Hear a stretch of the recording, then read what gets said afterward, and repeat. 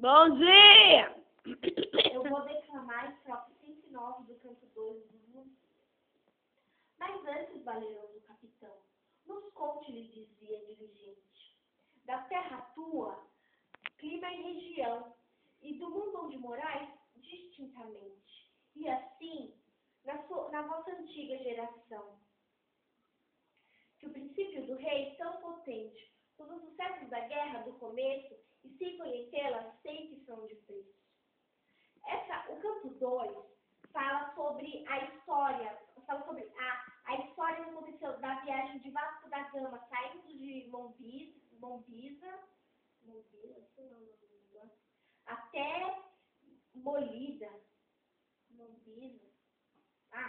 de um país para o outro. Então, e na hora que ele ia sair do primeiro país para ir para o outro país, o rei desse primeiro país, junto com o Baco, que era um deus, né, filho de Júpiter, eles se ajuntam para impedir que haja essa deslocação, né, do Vasco da Gama para o país de destino dele.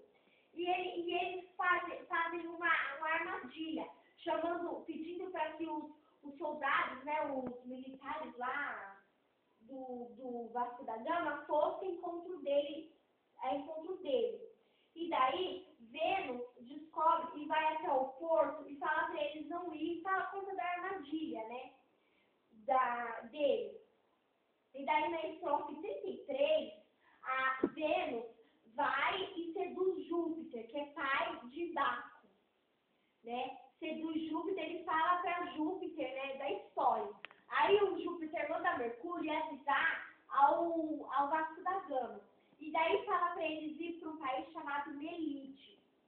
E aí eles vão para esse país. Fala que o rei desse país é um rei bom, né?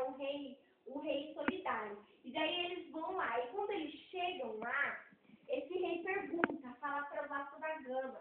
Pergunta para o Vasco da Gama como que era a história da viagem deles. Só que antes disso, ele quer que ele conte, que na estrofe que eu declamei, ele fala que ele quer que ele conte, antes disso, a história de Portugal, né? E daí ele fala, ele dá até uns elogios para Portugal, que nem na última estrofe ele fala. Nas duas últimas estrofes ele fala com os sucessos das guerras do começo, ou seja, desde o começo das guerras. Aí no último verso, e sem conhecê-la, sei que são de preço. Ele fala que as guerras são valiosas, que as guerras servem, sabe? Que as guerras de Portugal são guerras lutadas de verdade. E também fala que aqui na estrofe, e ele pede também para que no verso 6, no sexto verso, ele pede também para que ele não conte só a história de Portugal que Vasco da Gama viveu, conte a história de Portugal também de antigamente. E é isso. Acaba, Karina.